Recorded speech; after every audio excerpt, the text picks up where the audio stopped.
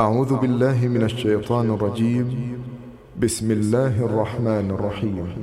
تبارك الذي بيده الملك وهو على كل شيء قدير، الذي خلق الموت والحياة ليبلوكم أيكم أحسن عملا وهو العزيز الغفور، الذي خلق 7 سماوات طباقا ما ترى في خلق الرحمن من تفاوت فارجع البصر هل ترى من فطور ثم ارجع البصر كرتين ينقلب إليك البصر خاسئا وهو حسير، ولقد زينا السماء الدنيا بمصابيح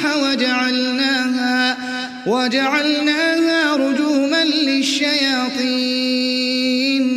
وأعتدنا لهم عذاب السعير، وللذين كفروا بربهم عذاب جهنم وبئس المصير.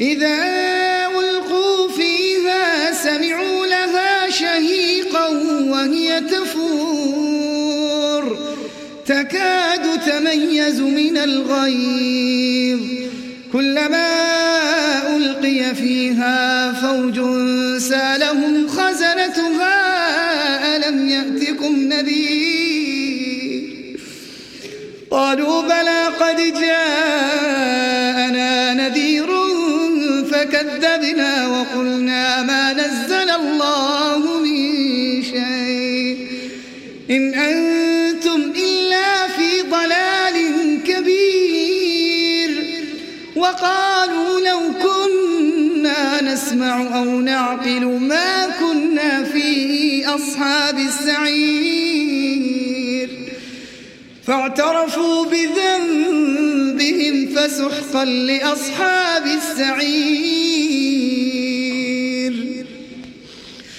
إن الذين يخشون ربهم بالغيب لهم مغفرة وأجر كبير، وأسروا قولكم أو اجهروا به إنه عليم بذات الصدور، ألا يعلم من خلق وهو اللطيف الخبير.